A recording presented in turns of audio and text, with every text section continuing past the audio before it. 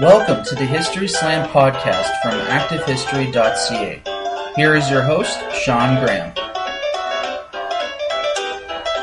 Thank you, Adam. Welcome to the History Slam, everybody. I am Sean Graham. We're coming at you today nearly live. We're in Ottawa, Ontario, where tonight the Stars are out. And I'm not talking about the Winnipeg Jets beating the Ottawa Senators this afternoon. But from Winnipeg, Barber is also here, singer, songwriter, folk musician, in town playing a show at the National Arts Centre. And we're going to talk to Del today about his style, his songwriting, and a little bit about how history has influenced his career. So, Del, welcome to the podcast. Thanks for having me, Sean. My pleasure. Thanks for doing this. Yeah, So I saw you for the first time a couple years ago. You were in town for Prairies Scene, which was an event here at the NAC where they had a bunch of prairie artists come in and perform. And what I really noticed about you was that in addition to being a musician, you're really also a storyteller.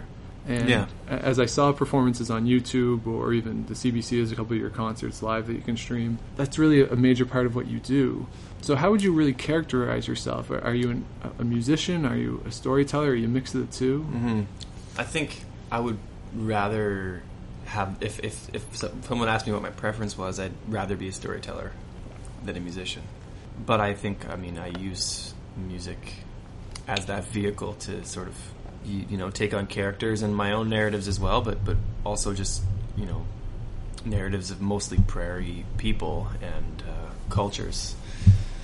Especially ones revolving around, the tensions when in the West right now we have a mess of urban and rural cultures that don't really understand themselves as well as they should because we're young, I think. And so those are the stories that I'm mostly focused on in the songs. And then on stage as well, half the show and when I perform solo is, sometimes even more is talking. So it can be strange for people who aren't used to that tradition. But all my favorite songwriters told stories and made people laugh and made people think through basic just talking. It's a very old school thing, but I find it very entertaining.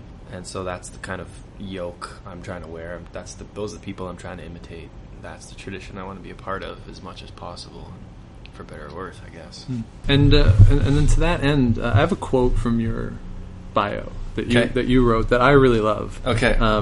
Quote, "At its core, Headwaters," this is your new album, is about searching for the source of our desires and the freedom that comes from understanding the ways in which the sources influence our directions.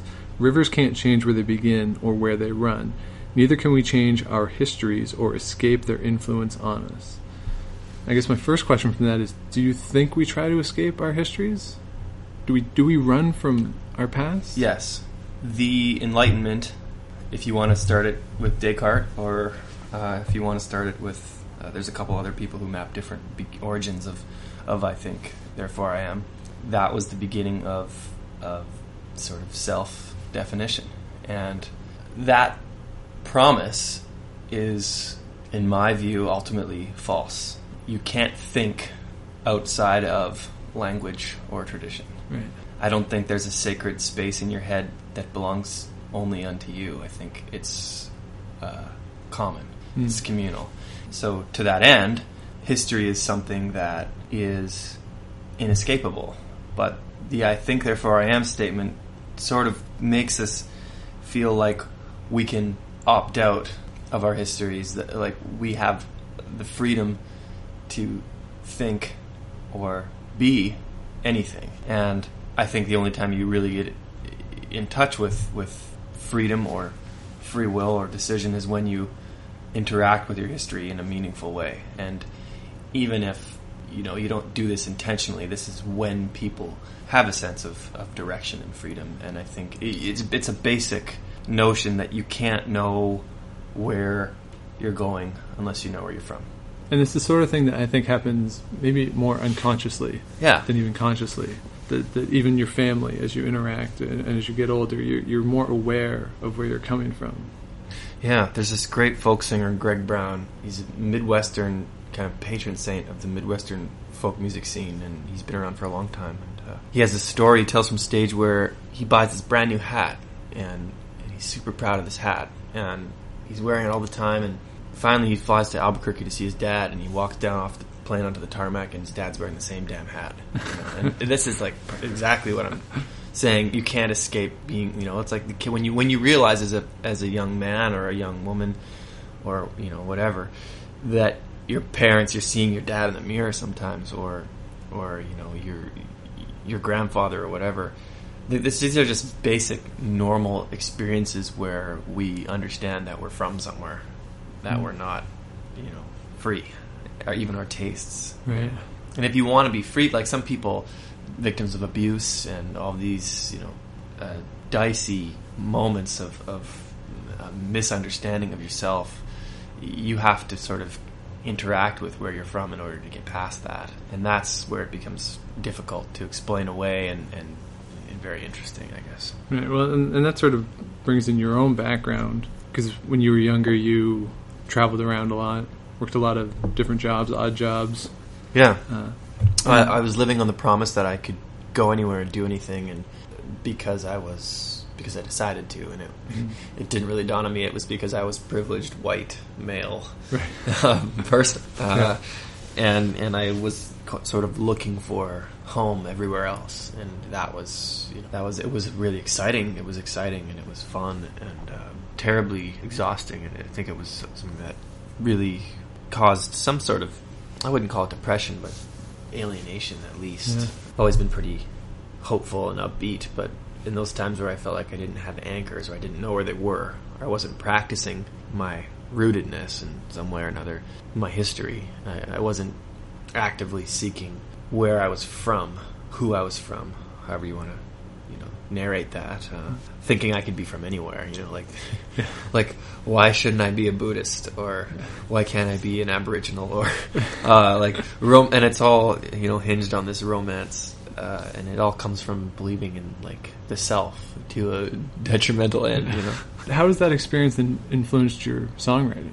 Yeah, that's the reason. I mean, I wouldn't say that's the total reason why I'm doing this, but in some ways I feel like wanting to express more than just a romantic notion of home. When I started writing songs, I was only really writing because I missed home, but it was a kind of romantic version of home that was kind of a little bit detached with the tensions that spending time with your parents as a young adult, or your siblings or your greater family, and dealing with all that shit that builds up. But yeah, I think that was sort of the catalyst for me realizing like I needed to figure out who I was based on the people I was from, and then I started noticing subtleties in language from region to region in Manitoba, and accents in Manitoba, and things that I never really determined as differences, and so difference became a core part of what I wanted to describe to the world, and because I think there are universal lessons in particular stories, not that they're easy to apply necessarily, or explain away, but I guess the hope is that there are ways that a guy from Ottawa can hear a song from a guy from Manitoba and have some understanding of it. Right. I don't think that the understanding belongs to me, because you pen something. When you start believing in history as a real, viable, live thing, then you start thinking about songs and articles or whatever you're engaging in creating as things that don't belong to you at all. It's just an expression of participation in a culture. So I use the same words, same language you do. We pick different words. Part of it's because we have different parents. Part of it's because we're from different provinces and we've had different jobs. And maybe I swear more than you because I've shoveled too much gravel, or I don't know. It's just stupid examples, but it's the most freeing feeling when the songs belong to the community that they're from. Or the people that listen to them, more than they belong to me, and then they change. Their spirit sort of changes, which is kind of a silly word to use, but it's kind of what I mean. Their underlying intent doesn't rest in the creator, and it's a sort of idea about art that's based on history as a living thing that you can't escape. How language will always limit expression, and limit I use in the most positive way, not sort of, limits are exactly what I need to be able to create anything at all. It's like laws. Yeah, a good example of that, to me at least, I taught a pop culture course in the fall, and we talked about Puff the Magic Dragon by Peter, Paul, and Mary. Right. And that's a good example of that. Is like they wrote this song with this one intention of, they say, with lost child and stuff. Yeah. But people hear it and they think marijuana, and these people are getting high. Yeah. And it's this beautiful mix, and this understanding of how language can be misinterpreted or reinterpreted based on the audience, and everyone's bringing their own thing to it. And sort of what I found when I write something, I have an intention, and this is what I mean, but other people will find something else and take a different meaning from it. Mm-hmm. And it's just sort of part of the process. Yeah, and I guess they're trying to help us understand what we write at the same time as we're trying to help them understand what we've written. And especially with like the arts, it's not an easy thing to understand what things are, or how they exist, or whose they really are. It's easy if I looked at the economic realities of my life. I mean, people in the West pay more money to see me and buy more records. Is it because they have more money? It's possible that because they have more money, but it could also be that they understand it in a different way, right, than people from the East or people from the United States that have encountered it. And so those are all fair. You're in a have-not province right now. Yeah, exactly. Yeah. Well, I'm sort of from one, But as soon as you hit Alberta, it's like the stages are made of gold or something. I don't know. It's crazy.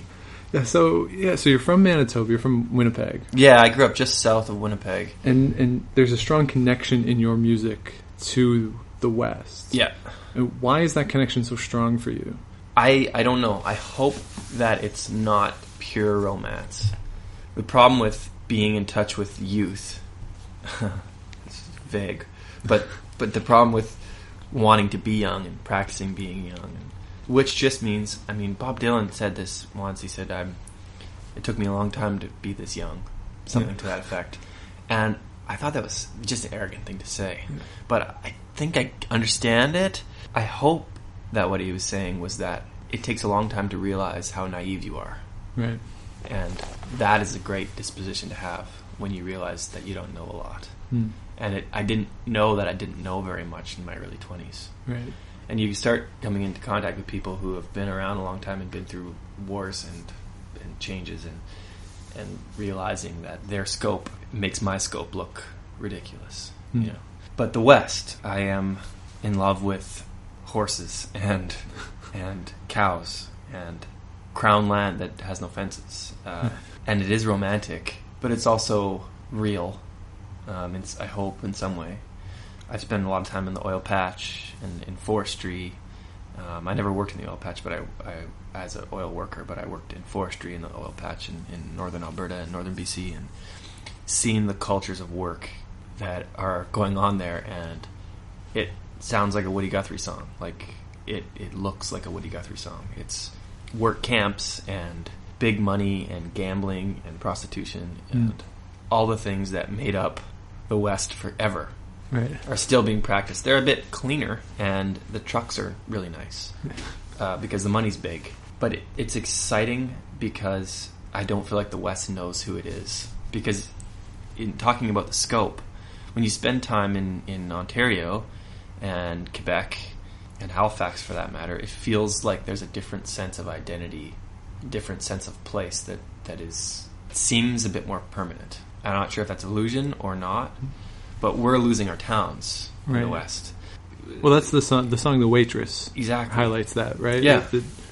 The West is losing its identity, but nobody knows how to stop that. Yeah, or because we don't know who we are. Right. And it's like you're in a position where there's not a lot of real history to attach yourself to when you grew up in a town that's now been auctioned off. Like there's auctions where they will auction off every building, and then there's some towns that are thriving, and it's strange because everyone will think these temporary kinds of existences, like when grain prices were soaring and we had elevators in every small town, grain elevators, and now they're all being knocked down for these massive concrete elevators are being put up way farther apart because transportation is easy. You can your grain truck's bigger. We have railroad, whatever. So it's interesting to see, and it feels frontier-like in some ways, especially up north. Especially when you're talking about using the resources, the natural resources that Canada has to sort of build a country. We've always used resources to build this country, and we don't do it in a very good way necessarily, and we could be criticized for that. But there's no way that we're ever going to stop. I don't think we have any other anchor than that. That is our history in the West, especially, is like plundering our land and trying to deal with that, and trying to deal with the repercussions, and learning how to do it better. And some people would hate, the people that I know out west that are a little far on the right side would hate if I use the word sustainable, but I mean that's what we're all asking for.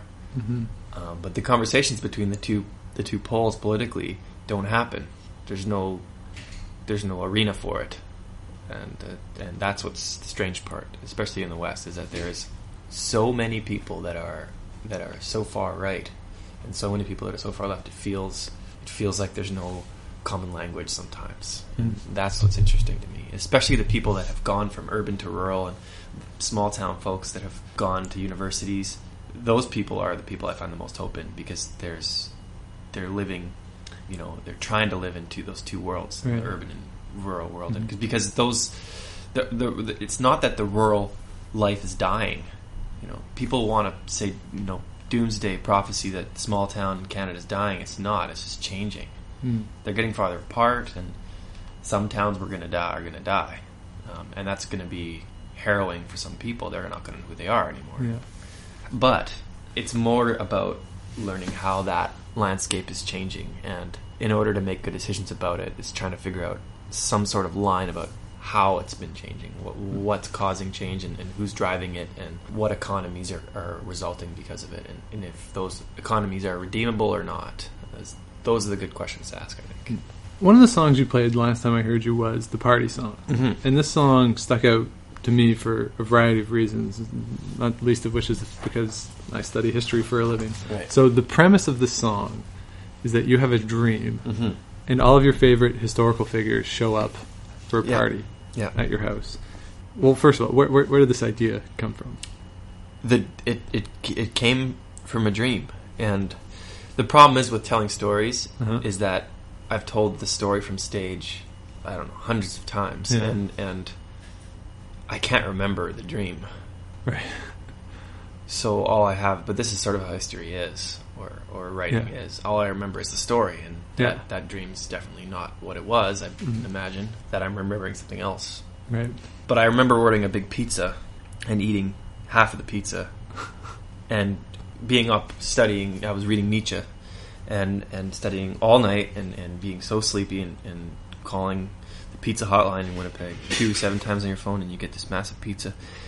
And I ate it, and I ate half of that thing, and then I just was so sleepy I actually fell asleep onto the pizza, like cheek into the cheese, right?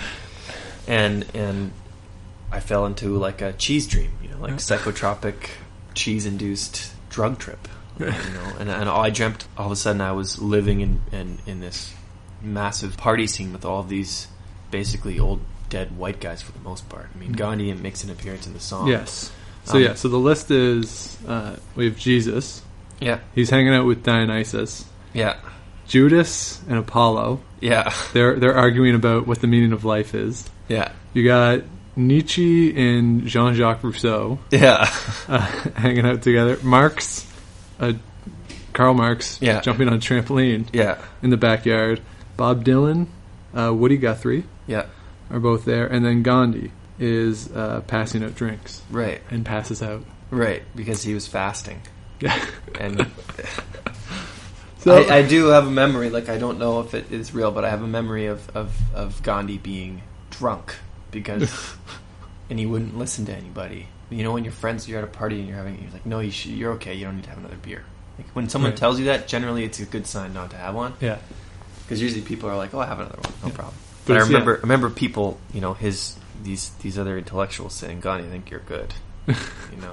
And then there's always one guy at a party who's going to be like, no, I can't have one. Yeah, What are you talking exactly. about? So you have all these people in the song. Now, just from a performer standpoint, how does the song go over with audiences, and do they get the references? Because there's a lot of layers in this song, not just in the way they're interacting, but in the chorus, how you're talking about, like, you don't want to take things so seriously anymore. And essentially, what I think the song is doing is basically deconstructing these guys. Right. I mean, at least on a very natural way. They, in my own experience at the time, being like 22 and studying philosophy and taking everything as seriously as possible, like, you know, to a point that wasn't fair to my community and my friends and family, thinking that this was more important than everything else. These people I was reading and these influences. And so the song starts, you know, and people hear it, they don't know who Dionysus is, and I can barely remember. I mean, because I've read it so long ago. Yeah. But they're characters that don't belong together. Right. And they represent archetypes in some way, but they're also names that, you know, one person in every crowd knows who Dionysus is and Rousseau is, and people have heard of Nietzsche, and so they have some concept that I know who Nietzsche is, which is, I took 3 classes on Nietzsche and was excited about him at the time, but I couldn't quote him now, you know, but at the time these were the people that were influencing me the most, right. And I was allowing to sort of infiltrate my consciousness and thinking that it was important. And so I start off the song with you know, characters that people probably will have some idea about, or they won't know at all. Right. So it's alienating at first in some way to most listeners. And then it slowly moves towards characters that they'll probably know if they're listening to folk music. Yeah. And even if you don't know folk music, everyone knows who Bob Dylan is. Yeah, Bob Dylan or Woody Guthrie. Yeah. And in that way, like, Dylan and Guthrie, there's like a distinct line between those two people in our music history. Dylan was imitating Woody Guthrie, or trying to. And there's all these great versions of the story when Dylan goes to visit Guthrie in the hospital. And Guthrie says, "You can have all my songs." Dylan goes trudging through the snow or mud, I can't remember, to the farm, or Guthrie's farm. And Arlo Guthrie, Woody's son, is there, and Dylan knocks on the door, and they can't find the songs. And so Dylan walks home empty-handed, soaked. And this is like this whole... The Dylan character is important to me in the song because he represents like the sort of ultimate yearning, you know, the hunger. And the only reason that Dylan shows up is because Guthrie's supposed to be there, you know? Right. So in some way, I've kind of inserted myself into the Dylan character in the song because it's disappointing when you encounter your heroes and they're only regular people. And that's sort of where Dylan is in the song. They're not as impressive. I remember dreaming about the smell of Nietzsche, like, and how terrible he was to stand by because he stank so bad. And I remember like inserting some sort of humanity into all these characters in the dream because they were at this party and my friends didn't like them. Right. And so it was just an experience like overwhelmingly something was telling me that I've been taking this way too far in philosophy and not remembering sort of the points and the people that take care of me. It was sort of, and then the chorus is an aggressive metaphor that a lot of people, I don't know a lot, but the people loudly disagree with. Right. From time to time. Do you want to say what it is? Yeah, so it's the metaphor is I've been staring up her skirt so long in her black underwear. She used to take me for a sucker, and now she's taking me upstairs. So it's a sexual metaphor, but the skirt is its life's skirt. It's supposed to be. And the first time through, I hope that people don't think that it's life's skirt. I hope that they take it wrong. That's kind of the way I try to perform it. Misdirection is a great way to entertain people. When people realize that they were wrong about what they heard, it makes them pay attention more closely. So it's like it's a trick, which sucks, but as a performer, like I rely on those things, and especially in telling stories, you want to be able to, on a flip of a coin, alienate somebody, make them feel like there's a mystery, and you want to be able to make them feel like you love them, like that you'd make them breakfast. Because you probably would do both, especially any experience with someone is people are like that, you know, and I want to be like most music that I go see, I will marvel at the musicality and potentially even the songwriting, but I have a strong distaste for utter mystery. Right. As if somehow these people know better than the crowd, or there's this feeling that they are set apart.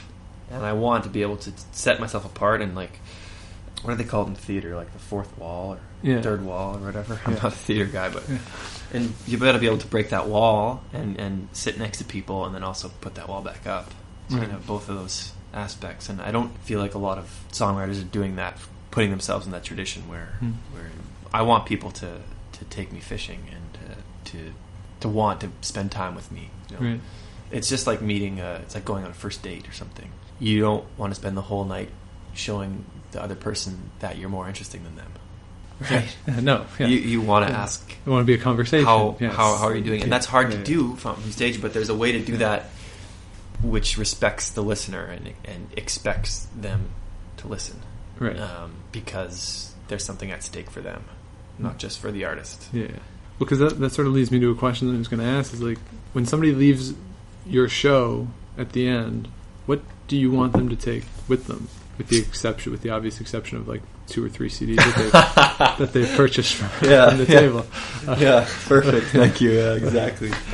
Because one thing I've noticed is that, like, some people you go see, and I've never been to a big like stadium show before, but I've seen like smaller acts. So, like, we're here, like you're at the 4th stage here, or even in the big theater here, which isn't that big, but or in bars and stuff, you see live bands, and a lot of people you see and you're like, okay, that's good, but there's no real hook to go back, right? That doesn't leave me with anything other than that was just a night and I listened to some music. Okay, that's great. And obviously, as a performer, you don't want people to feel that way. No, you want to leave them with something. And what is it that you're trying to leave them with? Yeah, I don't know. That's a great question. I think probably I want them to leave feeling, this is like pretty big statement, but I want them to feel hopeful about the world in general. I want them to feel like we're going somewhere and that there's a way to do that, and I want them to feel like they got in touch with characters, stories that people that they know. Like, I want them to have a personal experience with someone or something in the songs that makes them think of someone they know or themselves or whatever, especially the moments of tension in society where, like, the moments where we forget about people. And I love sad songs, but I don't know if I write them well. So I'm trying to write hopeful songs. Even the songs that, even like The Waitress, it's a somber song, but it's about learning to be happy with sort of what you have. It's about sort of the character in the song is really good at her job, and she's just being honest with herself, and it's a moment of freedom for her, I think. So there's this little bit piece of fire in there, and I, argue that's my saddest song. I have a really hard time with whiners. Like, I don't want to whine about the world. I want to affirm what we're doing, act positively about it. I think critique can come that way about society, and I think I do make pretty serious political statements through characters. My best political statements are made through songs like The Waitress, arguably like songs like Can't Turn Around, and because they're soft statements. They don't determine someone's direction. Right. So they're I guess they're just ambitious or greedy, because it's almost like I'm spying on them, or like I'm too afraid to say what I think we ought to do. So it's cowardice in some way, but it's also just, carefulness, because I don't think I have any good answers for direction, but I think the characters I meet and write about give me direction, therefore I can translate that. Right. Or even a song like from the previous album, Miles and Years. Yeah. And that's a song that's like that. I hope so. Similar tone, and it has these characters that you can sort of follow. And you say in your shows that it's a breakup song. Yeah. It's about a breakup. Yeah. But I listen to that song and I get that hopeful, optimistic feeling that, moving forward, like everything's going to be okay. And I think, and it is, I really like when songs have have, like, when I intend songs to have different levels of meaning. So there's not one ostensive definition to miles and years, even from my perspective. Like, inserting multiple meanings at the beginning of writing process is so freeing, because then you're kind of allowed to let the song go right away. Right. I mean, so yeah, Miles and Years is a great example for me, because it's a song written with the royal I that I'm trying not to write with as much. But Miles and Years is a song that I feel like really gets at a lot of other stuff than just sort of man and woman relationship, hopefully. But it doesn't need to. Some people, you hear it the first time, it might not get you there. But the songs I love are songs that when you hear them 3 and 4 times, other things start to happen in your brain. And is he really talking about that? Yeah. You know, and that's exactly what that song is supposed to be. And it's supposed to unfold in a way that talks about some other bigger picture stuff through the mind of like a young man who's kind of getting his heart broken for the first time and realizing that it's going to be okay, in effect. Now, just from an industry point of view, I'm not a musician. Right. I learned, they made me learn how to play electric guitar in 7th grade, and I learned how to play 2 notes, and that was the end of my music career. But as an independent artist, you know, traveling around, and you have, from what I can tell, a pretty devoted following, the people who are fans of yours. But do you fear, and is it maybe a general fear for independent musicians, that you could get the backlash, like if you blow up and become huge, and you know, in all the interviews that you do, and sort of the music industry, people who know seem to say that you're an artist on the rise. Is there a fear of, you know, the backlash that sort of has happened to someone like Arcade Fire, when people are like, well, you know, if you weren't a fan of them before they were big, then you don't really know, and then they almost become a polarizing group? Is that a fear that you have, or is even something that exists in the music industry, or is the goal simply just to be you know, write your songs and hopefully find the audience that likes them? Yeah, it's difficult to speculate on what happens if success comes. Right. Because... Well, this isn't to say that you're not successful right now. No, in some ways I am. I readily admit that. But in a lot of ways I'm, you know, in the lower income bracket of the country. Well, in every way. But I'm still, like, I feel like I'm making ends meet. I'm happy. It's not a complaint about that. But I do think about bands like Arcade Fire, and I do think what they do, like I said, hinges on alienation. It's very artful music, and it's very it pushes boundaries, and it brings people together. They have these choruses that I remember in university singing with my friends, shouting, being excited that we were all together singing the song. It brought people together.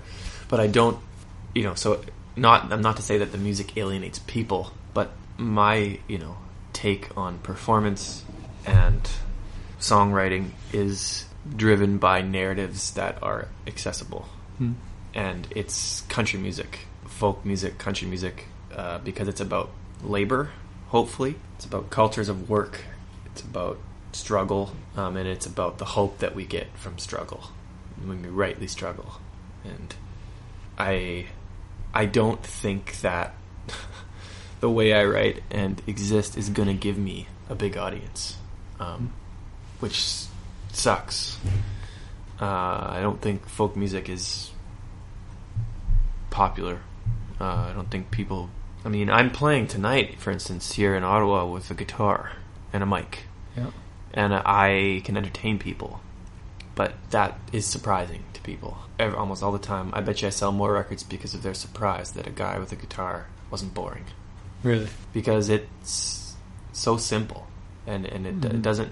I mean, I do play with a band from time to time, but generally what people want from me is the narratives. And we can make a great sound, and we've had great shows with the band where I've been able to tell stories with music going, and that's neat, and experiment with that. But I'm not good at that yet, to be honest. So, but isn't the simplicity almost what's good about it? Yeah, that is what's good about it. That's the tradition I'm trying to... Because everything else that we do is so... You know, we're invaded by almost sensory overload. Yeah. So to come in and a guy on the stage with a guitar, and to be almost, I don't want to say transfixed, but to be like sort of in that moment. Well, I'm doing my job. I can take people somewhere. Yeah. And they can see things. And it's like when you realize that going for a walk is amazing. Right. Or like when it actually is, it's both fun and it gives you joy, or I don't know, like these practices that we've been doing forever, like movement. Those are the experiences I'm always looking for in life. It's like, how can I figure out a way for my cell phone not to work for like today or something? And I have things that I do to make that happen. Like fishing is particularly something that I more and more need to do in life to sort of be in touch with my creative juice. But yeah, when people come to the shows, I think that, in some cities like Toronto, I don't think I go over very well. Right. I just think I'm not providing enough to the senses in some way. I can't. I just don't have. Maybe I'm not good enough to. There's a massive music culture, so there's just so much competition. It could be that. But I'm reluctant to say that that's what it is. I think part of what I do shouldn't work in Toronto for a reason, because it's just fast. And then in your bio, you say that you're never going to do anything else. This is right. But then what's the ultimate goal then? Is it to just keep telling these stories and this mode of expression and to find your audience? I think it's the goal is to gain a cult audience. Yeah. Which is ambitious as hell, but just to gain a slowly building audience, because I believe in slow development of the oil sands, and I believe in farming slowly in some way or another, and those are the people and places I spend a lot of time with, and so why wouldn't I want that? Right. Because it's easy to preach. I mean, but if someone offers you a big check, you're probably going to take it. Yeah. If I was a struggling farmer, I'd take a buyout from an oil company, no question. So it's not a judgment, but I have to try to stick to my guns in some way. I know a lot of people who didn't get their, they didn't take the buyout on their land, and now they're broke, and they went in with altruism, and so because it's an industry that's messed up, like the music industry, along with a lot of the cultures that I grew up kind of idolizing, farming and cultures of work. And my grandfather was an electrician, my dad was a millwright, and those are all sort of becoming, either overpaid to the point where the unions make no sense anymore, or where the cultures where we actually grow food are getting paid less and less. Right. So it's weird, but I feel like the music industry is in the same kind of bind, and it's one that I can weather because I have fans and infrastructure they're not in it for a one night stand. Hopefully, we're trying to find love, and I think I have to. I want people have to want to know where I'm going to go next. Yeah. What's going to happen, what I'm going to write. And that, so it has to be about the stories and the narratives. I have to be actively pursuing what's happening in this country. It has to be important. I have to be saying something. It has to be dire. And even not necessarily strong words about that, but songs like The Waitress or whatever, where, parable-like songs, hopefully will allow me to be able to keep making records. Well, I mean, I certainly hope so. Thanks. Yeah, me too. Dick Clark used to say that music is the soundtrack to your life. Right. Yeah. And I know, and for me, when I hear a song that was happening during an important moment in my life, I remember it, and parts of my schooling, when I was writing. One of my reading fields, I would listen to the same 3 songs as I wrote the paper for. So whenever I hear one of those 3 songs, it takes me back. Yeah. And I'm convinced, because when I saw your show for the first time, it was right when I started doing my archival research at Library and Archives Canada. Yeah. So for the past 2 years now, I've been over there, 4 or 5 times a week. And I don't always listen to music, but when I do, it's usually your stuff. So I'm convinced now, in 5 or 10 years, when I hear one of your songs, it's the soundtrack to my PhD. You're going to remember it. That's immediate. That's what it's going to be. It's going to be this flashback. So I don't know if being associated with my dissertation in my head is what you want. I do, but for me at least, that's you've been the soundtrack to that for me. So cool. I appreciate that. So you're here in Ottawa tonight. You're in Cobourg tomorrow. Yeah. This won't get posted before that, but you're there anyway. Yeah. February 16th in Wood Buffalo, Alberta. Yep. Fort McMurray, basically. Okay. March 3rd in Jasper. Yeah. March 8th in Wales, North Dakota. Yeah. which is great. I've never heard of Wales, North Dakota before. Any other dates that you have confirmed, or lots of stuff coming up in the summer? I guess. That's when all the festivals and stuff. Yeah, right? Yeah. So the albums: Where the City Ends, 2009; Love Songs for the Last 2010; Headwaters, 2012. All of them available on your website. Yep. And what's cool about Headwaters, I noticed, is that you can buy the physical album, or you can just buy the album as a download. Yeah. Which is really great. Yeah, and then it's a way for people to buy it, to digitally download a record and pay for it, but not use iTunes, so then Apple doesn't get the cut. There you go. And the website is delbarber.com, Twitter @delbarberino. Yep. Give them a follow. Good stuff. Thanks for doing this, though. Yeah, thank you for having me, Sean. It's my pleasure. And so anybody, if you have questions, comments for the podcast, you can find me at historyslam@gmail.com. I'm on Twitter, too, @Dr. Shawnee Fever. And if you're out and you see Enrico Palazzo, please say hi for me.